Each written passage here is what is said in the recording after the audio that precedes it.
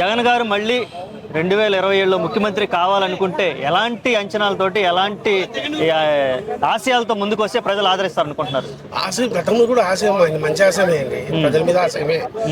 ఆయన ఎక్కడ దెబ్బతిన్నాయంటే కార్యకర్తలను మర్చిపోవడం దెబ్బతిన్నాడు. కార్యకర్తల్ని మర్చిపోవడం వల్ల ఏమైందంటే డెమోక్రసీ తగ్గిపోయింది. ఎవరు తగ్గిపోయింది? ఎమ్మెల్యేలకు, కార్యకర్తలకు, ప్లస్ ఎమ్మెల్యేలకు, పై నాయకులకు తగ్గిపోయింది. ఈయన ఇంతకుముందు గతంలో రాజశేఖరి పాలన చూసేటుంటే తెల్లవారుజామున 5 గంటలకు రాజకీయ నాయకులతో కూర్చోబెట్టి సమన్వయం చేసి పరిస్థితిని చెక్కబెట్టాను రాజశేఖరి. ఈయన అలా ఈయన చేసిన తప్పేమంటే సచివాలయం కూర్చోవడం తప్పైంది.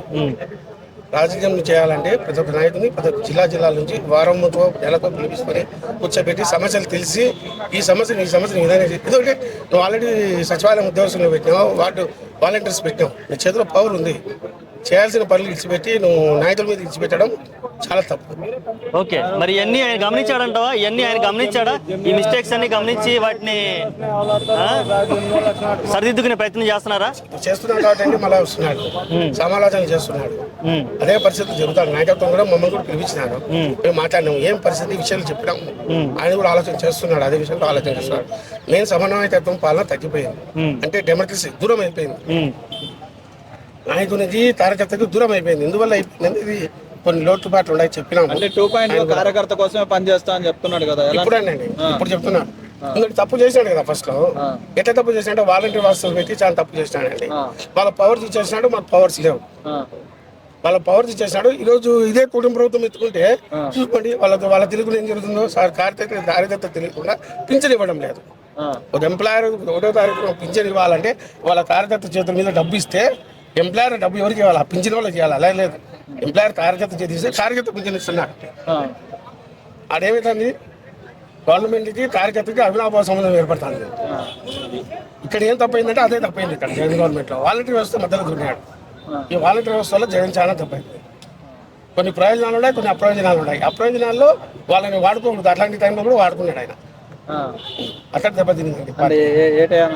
ఏటంటే ఇప్పుడు చిన్న సన్నివేశాలు ఉన్నాయండి, కొన్ని చిన్న సన్నివేశాలు. ఆ సన్నివేశాలలో వాలంటీర్స్ రాకూడదు, కార్యకర్తలు ఇంపార్టెంట్ ఉండాలి. మేము అంటే కరోనా అప్పుడు వాలంటీర్లే కదా మొత్తం సేవ చేసి. ఏ కార్యకర్తలు చేయలేదండి. కార్యకర్తలు వాలంటీర్లు మన చేతి నుంచి ఏమన్నా భోజన పొట్లాలకు అయితేనేమి, కాయకూరలు అయితేనేమి, ఇంటి వసతులు అయితేనేమి, ఏమైనా కార్యకర్తలు పంచినారా, వాలంటీర్లు పంచినారు జీతాల నుంచి? జగన్ కార్యకర్త ఖర్చులకు మాత్రమే వాడుకున్నాడు, అసలు టైంలో వాడుకోలేదని అని మా వాదనండి. మమ్మల్ని ఇబ్బంది మేమంతా మేము కోరుకొని చదండి. మేము ప్రజల కోసం ఏమేమి చేసి సిద్ధంగా ఉంటాం. కార్యకర్తలు అర్ధరాత్రి ఫోన్ చేసి సభలు పెట్టాలంటే కార్యకర్తలు కావాలి, ఏదైనా చేయాలంటే వాలంటీర్ ద్వారా చేయాలి అనేది. అదే కదా నేను చెప్పేది, సమన్వయకర్త దూరం అయిపోయిందని. నేను కమిట్మెంట్ అనేది దూరం అయిపోయింది.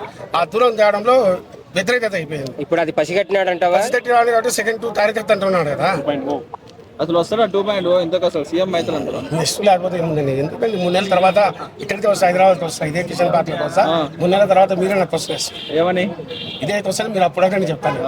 అప్పటికే ఇద్దరు మైనస్ అవుతారు, ఇద్దరు మైనస్ అయిపోతారు. అప్పటికే నేను చూడండి ఎట్లుంటుంది రాజకీయం. మైనస్ అంటే ఉన్నాడండి, ఎందుకంటే పవన్ కళ్యాణ్ అనే వ్యక్తి అబద్ధం చెప్పాల్సిన అవసరం లేదు. 0 ఫస్ట్ పని డబ్బుతో ఉన్నాడు. వాళ్ళన్న ముందు నుంచి కష్టపడి పవన్ కళ్యాణ్ ఒక దేశం వచ్చేసరికి డబ్బు సంపాదించినాడు.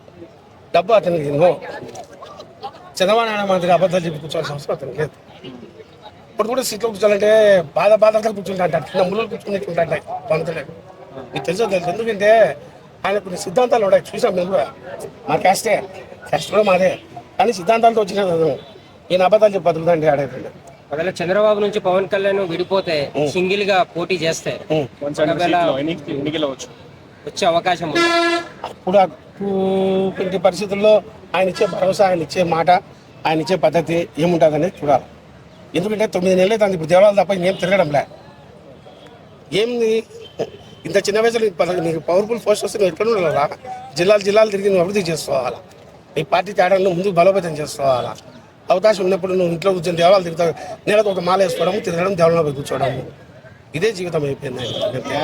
పవన్ కళ్యాణ్ నెక్స్ట్ ఏం చేస్తే బెటర్? పవన్ కళ్యాణ్ కూడా ఏం చేస్తే బెటర్ గా ఉంటుంది? ప్రజల్లోకి రావాలండి, ప్రజల్లోకి రావాలా, ప్రతి ఒక్క జిల్లా తిరగాల, ప్రతి ఒక్క మండలం తిరగాల, ప్రతి ఒక్క చోట తన కార్యకర్తని బలోపేతం చేసుకోవాలా. ఈరోజు జగన్ ఉన్నాడంటే జగన్ కాదు, జగన్ తర్వాత బ్రాండ్ ఎంత ఉందంటే అంతమంది కార్యకర్తలు ఉన్నారు. ఓకే అండి, ఓకే.